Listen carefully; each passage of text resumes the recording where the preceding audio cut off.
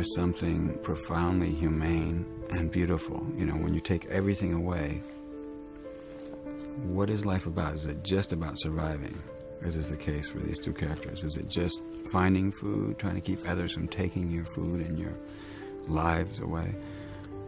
Or is there something else? Is it okay?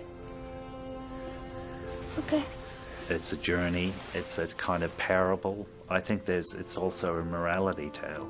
But primarily for me, it's a love story between a father and son. An apocalyptic world is bleak, but still the emotional core of the piece was so fresh and so powerful. The passing of the idea of humanity from one to the other and the other back again, and the need to survive in an extremely hostile world. Quick! Get up! It's a story that's very immediate, that demands a lot emotionally from the two main characters.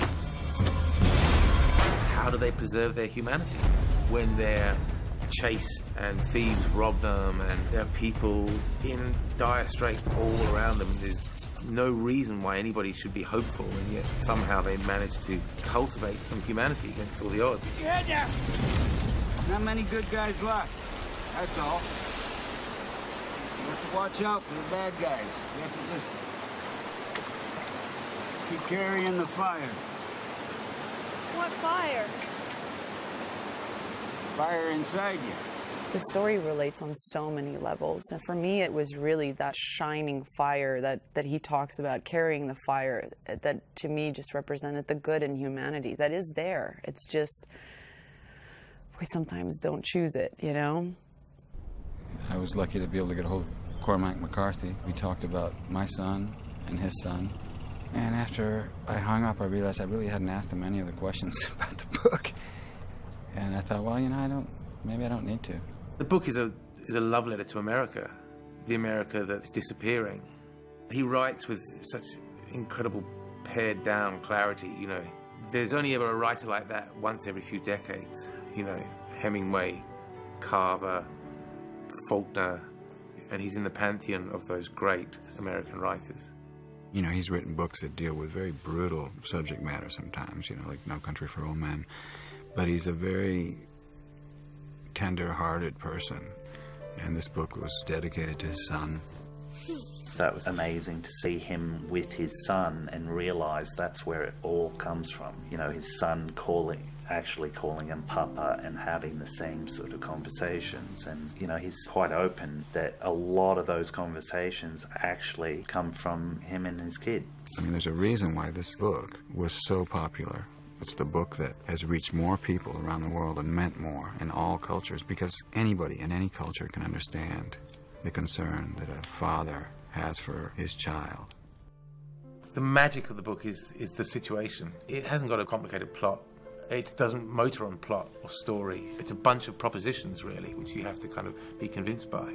This situation of the near future where everything's ended and all the food's gone and their neighbours have been kept in the basement as a food supply and mother's committed suicide, and not shy away from that. It couldn't be a kind of random, generalised, non-specific father and son love affair. It had to be contextualised with kind of rigorous specificity, and we couldn't sort of back away from that, because only then would the true poignancy of it really resonate with kind of jaw-dropping power, you know. This book really came into my life at a time where I really needed somebody to kind of show me the good in humanity, and I'm really grateful for Cormac.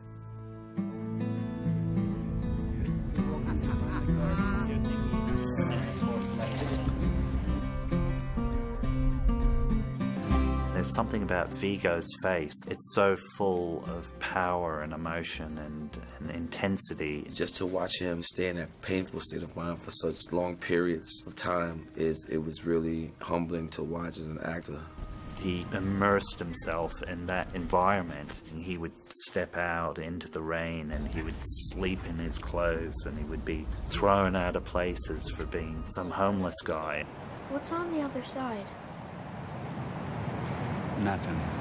The chemistry between him and the boy is so good that you cannot take your eyes off them. You can't wait to see what happens next with them. Hot? Very good. Can you do another? No, that's good.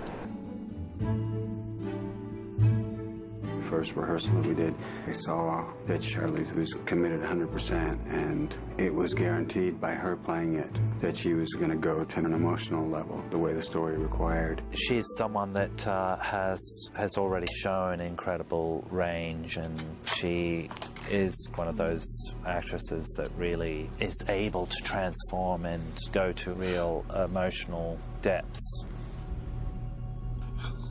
When we started talking about me playing this role, John said there's something that happens when a woman gives birth that's just so primal, and I just don't know if you'll be able to do that. So I'm going to go and record real labor screams, and I'm going to sound mix it in over your scene.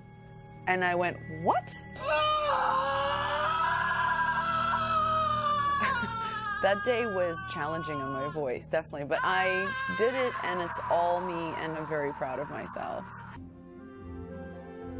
I'm so excited. This is a fun scene. Ooh.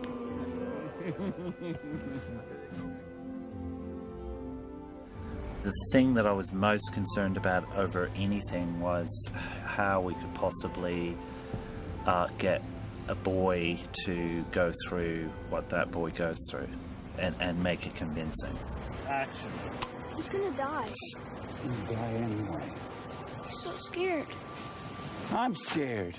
Cody is a tremendously talented actor with this incredible ability to feel real things and not manufacture them. That's so pure that I think for both Viggo and I it was really great as actors to be around that. You're not the one who has to worry about everything. What? What'd you say? Yes, I am! I am the one! Cody, I think, was a great teacher for both of us. I have to say I was afraid that they wouldn't find a boy that would be up to it. It's a lot to ask to have a boy be able to read this book, understand this story, and then go there emotionally. What There's boy? a boy, Papa! Look! But by going through some of these really difficult emotional scenes early in the movie, in this harsh climate, it pulled us together in a way that I don't think I've ever come together with an acting partner in that way. You know, he's a kid from Australia, although you'd never know it. You know, listening to the way he speaks, he sounds like an American boy. He is an extraordinary kid, and working in those conditions was tough. You know, Cody's an Aussie. You know, we're not used to cold and grey skies and all that. There was a moment that I'll never forget. He was having his hair washed in a stream. Freezing. And also it was snowing. I did it once. They said they were going to get it in 2 takes. And I went in the second time, that was the deal. And then they didn't get it because the sun accidentally came in. So I had to do it one more time. He was cold and wet, and I didn't know this, that he was so cold and wet.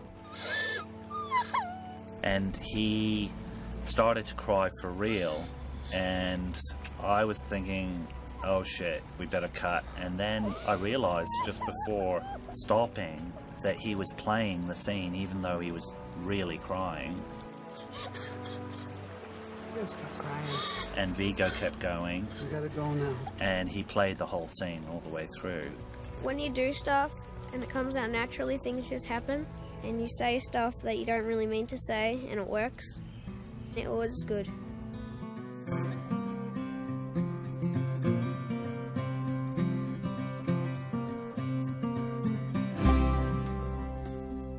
As a director, John had to have a very clear idea of what this world was going to look like. It was truly a very well-designed movie. The fact that he chose to shoot in real places rather than going in a studio and then with computers later making it look like it was harsh environments helped us a lot as actors. And the places geographically that John chose were key. We chose all the bleakest places, and then we just filmed them.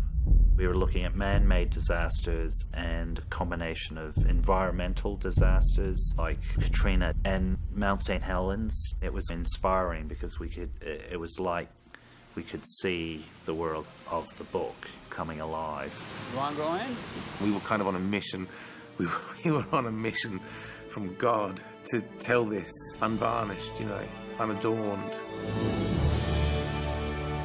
I'm hoping that what I've witnessed on a daily basis here what the circumstances have brought out, what John Hillcoat has managed to get done. If that translates, I can't believe that people won't be as moved as we have been just putting the pieces together.